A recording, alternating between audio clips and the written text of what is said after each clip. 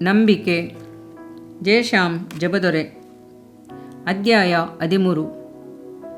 ನಂಬಿಕೆಯಿಂದಲೇ ನೀತಿವಂತನು ಬದುಕುವನು. ಇಬ್ರಿಯ 10:38. ನಂಬಿಕೆ ಎನ್ನುವುದು ಒಂದು ಬಲವಾದ ದೈವಿಕ ಶಕ್ತಿ. ನಂಬಿಕೆಯು ಮನಸ್ಸನ್ನು ಜೀವಿಸುವಂತೆ ಮಾಡುತ್ತದೆ, ದೇವರ ಮಹಿಮೆಯನ್ನು ಕಾಣುವಂತೆ ಮಾಡುತ್ತದೆ. ಅನೇಕರು ಅಯ್ಯ, ನನಗೆ ಸ್ವಲ್ಪ ಕೂಡ ನಂಬಿಕೆ ಇಲ್ಲವಲ್ಲ ಎನ್ನುತ್ತಾರೆ.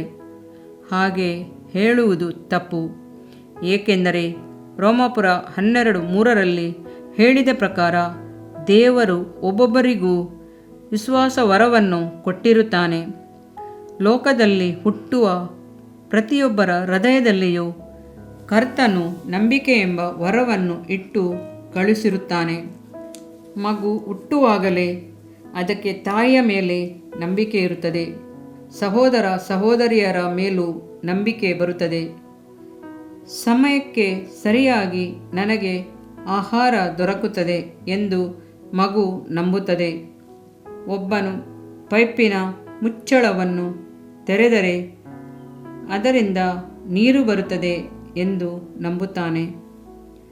ಮುಖಕ್ಷೌರ ಮಾಡಿಕೊಳ್ಳುವಾಗ ಕ್ಷೌರಿಕನು ಕತ್ತನ್ನು ಕೊಯ್ದು ಬಿಡುವುದಿಲ್ಲ ಎಂಬ ನಂಬಿಕೆ ಅವನಿಗಿರುತ್ತದೆ.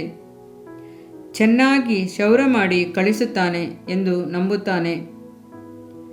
ಆಹಾರ ಸೇವಿಸುವಾಗ ಆಹಾರದಲ್ಲಿ ವಿಷವಿಲ್ಲ, ಅದು ಆರೋಗ್ಯಕರವಾದುದು ಎಂದು ಅವನು ನಂಬುತ್ತಾನೆ.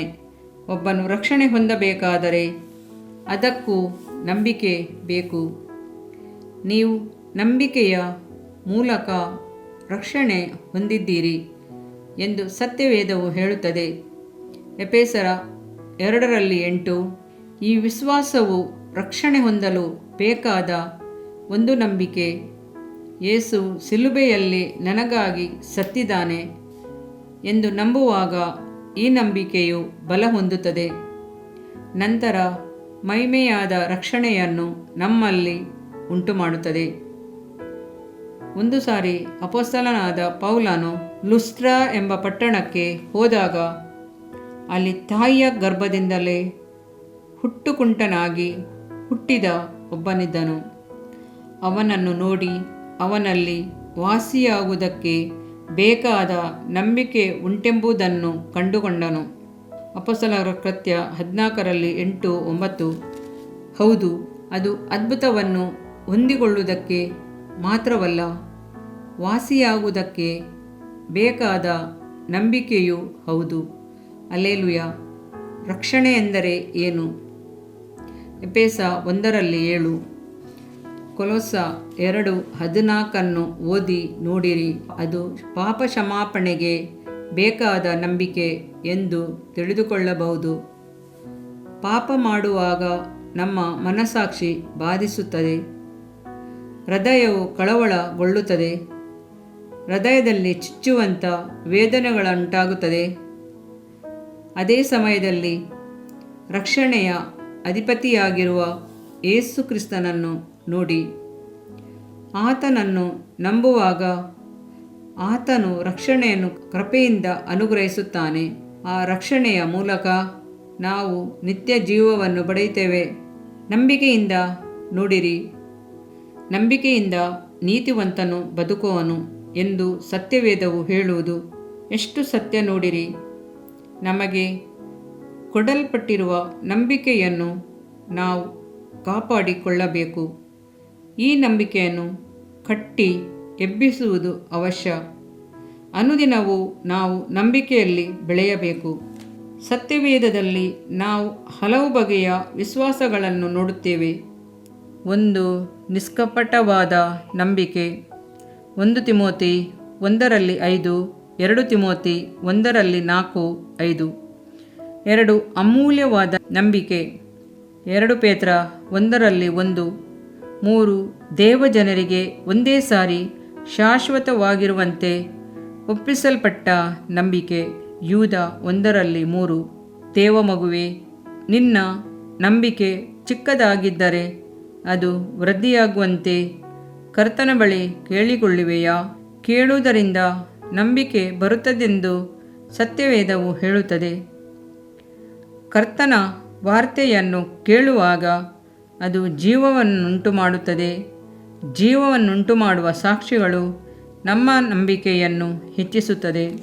ದೇವರ ಮಕ್ಕಳೊಂದಿಗೆ ಸೇರಿ ಕರ್ತನನ್ನು ಸ್ತುತಿಸುವಾಗ, ಆರಾಧಿಸುವಾಗ ನಮ್ಮ ವಿಶ್ವಾಸವು ವೃದ್ಧಿಯಾಗುತ್ತದೆ.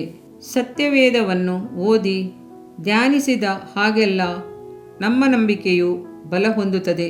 ಕರ್ತನ ಬಳಿಯಲ್ಲಿ ನಂಬಿಕೆಯಿಂದ ಪ್ರಾರ್ಥಿಸುವಾಗ ಹೆಚ್ಚು ಪಟ್ಟು ನಂಬಿಕೆಯಲ್ಲಿ ಬಲ ಹೊಂದುತ್ತೇವೆ. ಆದುದರಿಂದಲೇ ವಿಶ್ವಾಸದಿಂದ ಜೀವಿಸಲು ನಾವು ನಮ್ಮನ್ನು ಪರಿಪೂರ್ಣವಾಗಿ ಒಪ್ಪಿಸಿಕೊಡೋಣ. ನಂಬಿಕೆಯು ನಾವು ನಿರೀಕ್ಷಿಸುವಗಳ ವಿಷಯವಾಗಿ ಭರವಸೆದಿಂದಿರುವುದು, ಕಣ್ಣಿಗೆ ಕಾಣದವುಗಳನ್ನು ನಿಜವೆಂದು ತಿಳಿದುಕೊಳ್ಳುವುದು ಆಗಿದೆ. ಇಬ್ರಿಯ 11:1. ಇದರಿಂದ ನಿನ್ನ ದೇಹಕ್ಕೆ ಆರೋಗ್ಯವು, ಎಲುಬುಗಳಿಗೆ ಸಾರವು ಉಂಟಾಗುವವು. ಜ್ಞಾನೋಕ್ತಿಗಳು 3ನೇ ಅಧ್ಯಾಯ 8ನೇ ವಾಕ್ಯ. ಪ್ರಿಯ ವೀಕ್ಷಕರೇ ಮತ್ತು ಕರ್ತನಲ್ಲಿ ಸಹೋದರ ಸಹೋದರಿಯರೇ, ನೀವು ನಮ್ಮ ಈ ಕಾರ್ಯಕ್ರಮವನ್ನ ವೀಕ್ಷಿಸಿದ್ದಕ್ಕಾಗಿ ದೇವರ ನಾಮದಲ್ಲಿ ನಿಮಗೆ ವಂದನೆಗಳು. ದೇವರ ವಾಕ್ಯವು ನಮ್ಮ ಎಲುಬಿಗೆ ಬಲವು, ಸಾರವೂ ಆಗಿದೆ ಎಂದು ಸತ್ಯವೇದವು ಹೇಳುವಂತೆ ಈ ಕಾರ್ಯಕ್ರಮವು ನಿಮಗೆ ಆಶೀರ್ವಾದಕರವಾಗಿದೆ ಎಂದು ನಂಬುತ್ತೇವೆ. ಪ್ರಿಯ ವೀಕ್ಷಕರೇ, ನಮ್ಮ ಈ ಸೇವೆಗಾಗಿ ಪ್ರಾರ್ಥಿಸಿರಿ ಮತ್ತು ಎಲ್ಲಾ ಕಾರ್ಯಕ್ರಮಗಳನ್ನ ಇತರರೊಂದಿಗೆ ಶೇರ್ ಮಾಡಿರಿ.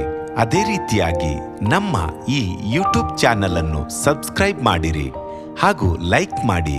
ನಿಮ್ಮ ಅನಿಸಿಕೆಗಳನ್ನು ಕಮೆಂಟ್ ಬಾಕ್ಸ್ನಲ್ಲಿ ನಮಗೆ ತಿಳಿಯಪಡಿಸಿ.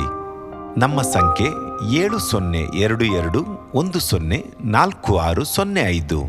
ಈ ಸಂಖ್ಯೆಗೆ ಕರೆ ಮಾಡಿರಿ. ಒಬ್ಬ ಪಾಪಿಯ ಪ್ರಾರ್ಥನೆ. ಯೇಸುವನ್ನು ರಕ್ಷಕನಾಗಿ ಅಂಗೀಕರಿಸಲು ಮಾಡಬೇಕಾದ ಪ್ರಾರ್ಥನೆ. ಪ್ರಿಯ ಪರಲೋಕದ ತಂದೆಯೇ, ಯೇಸುವಿನ ಹೆಸರಿನಲ್ಲಿ ನಾನು ನಿನ್ನ ಬಳಿಗೆ ಬಂದಿದ್ದೇನೆ. ನನ್ನ ಬಳಿಗೆ ಬರುವವರನ್ನು ನಾನು ತಳ್ಳಿಬಿಡುವುದೇ ಇಲ್ಲ. ಯೋಹಾನ 6:37 ಎಂದು ನಿನ್ನ ವಾಕ್ಯ ಹೇಳುತ್ತದಲ್ಲ.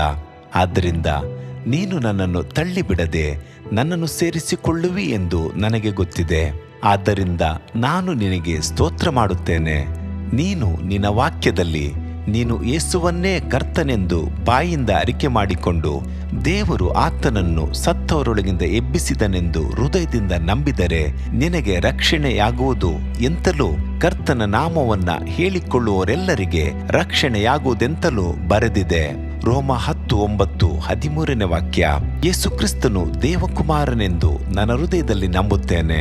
ನನ್ನನ್ನು ನೀತಿವಂತನನ್ನಾಗಿ ಮಾಡುವುದಕ್ಕಾಗಿ ಆತನು ಸತ್ತವರೊಳಗಿಂದ ಎಬ್ಬಿಸಲ್ಪಟ್ಟನು ಎಂದು ನಂಬುತ್ತೇನೆ. ನಾನು ಆತನ ನಾಮವನ್ನ ಹೇಳಿಕೊಳ್ಳುತ್ತೇನೆ. ಯೇಸುವೇ, ನೀನೇ ಕರ್ತನು. ತಂದೆಯೇ, ನೀನು ನನ್ನನ್ನು ರಕ್ಷಿಸಿದಿ ಎಂದು ನಾನು ನಂಬುತ್ತೇನೆ. ನಿನ್ನ ವಾಕ್ಯವು ಹೇಳುತ್ತದೆ, ಮನುಷ್ಯನು ಹೃದಯದಿಂದ ನಂಬುವುದರ ಮೂಲಕ ನೀತಿಯು ದೊರಕುತ್ತದೆ, ಬಾಯಿಂದ ಅರಿಕೆ ಮಾಡುವುದರ ಮೂಲಕ ರಕ್ಷಣೆಯಾಗುತ್ತದೆ. ರೋಮ 10:10. ನಾನೀಗ ನನ್ನ ಹೃದಯದಲ್ಲಿ ನಂಬುತ್ತೇನೆ ಹಾಗೂ ಯೇಸುವೇ ನನ್ನ ಕರ್ತನೆಂದು ಅರಿಕೆ ಮಾಡುತ್ತೇನೆ. ಆದುದರಿಂದ ನಾನೀಗ ರಕ್ಷಣೆ ಹೊಂದಿದ್ದೇನೆ. ಅಪ್ಪಾ ತಂದೆಯೇ, ನಿನಗೆ ಸ್ತೋತ್ರ. ಲೂಕನು ಬರೆದ ಸುವಾರ್ತೆ 11ನೇ ಅಧ್ಯಾಯದಲ್ಲಿ ಬರೆದಿರುವಂತೆ, ನಿಮ್ಮಲ್ಲಿ ತಂದೆಯಾದವನು ಮೀನನ್ನು ಕೇಳುವ ಮಗನಿಗೆ ಮೀನು ಕೊಡದೆ ಹಾವನ್ನು ಕೊಡುವನೆ? ಅಥವಾ ತತ್ತಿಯನ್ನು ಕೇಳಿದರೆ ಚೇಳನ್ನು ಕೊಡುವನೆ? ಹಾಗಾದರೆ ಕೆಟ್ಟವರಾದ ನೀವು ನಿಮ್ಮ ಮಕ್ಕಳಿಗೆ ಒಳ್ಳೆ ಪದಾರ್ಥಗಳನ್ನ ಕೊಡಬಲ್ಲವರಾದರೆ ಪರಲೋಕದಲ್ಲಿರುವ ನಿಮ್ಮ ತಂದೆಯು ತನ್ನನ್ನು ಬೇಡಿಕೊಳ್ಳುವವರಿಗೆ ಎಷ್ಟೋ ಹೆಚ್ಚಾಗಿ ಪವಿತ್ರಾತ್ಮ ವರವನ್ನ ಕೊಡುವವನಲ್ಲವೇ ಅಂದನು. ತಂದೆಯೇ, ನೀನು ಕೇಳಿಕೊಳ್ಳುವವರಿಗೆ ಪವಿತ್ರಾತ್ಮನ ವರವನ್ನು ಹೇರಳವಾಗಿ ಕೊಡುವಾತನಾಗಿದ್ದಿ. ಆದ್ದರಿಂದ ನನ್ನ ಮೇಲೆಯೂ ನಿನ್ನ ಆತ್ಮನನ್ನು ಸುರಿಸಬೇಕಾಗಿ ಬೇಡಿಕೊಳ್ಳುತ್ತೇನೆ. ಕೀರ್ತನೆ 81:10 ಬರೆದಿದೆ, ಅಗಲವಾಗಿ ಬಾಯಿದೆರೆಯಿರಿ, ಅದನ್ನು ತುಂಬಿಸುವೆನು. ಕರ್ತನೇ, ನನ್ನನ್ನು ಪವಿತ್ರಾತ್ಮನಿಂದ ತುಂಬಿದಂತ ನೀನು ನನ್ನನ್ನು ಅನ್ಯ ಭಾಷೆಯ ವರದಿಂದಲೂ ತುಂಬುವವನಾಗಿದ್ದಿ ಎಂದು ನಂಬುತ್ತೇನೆ.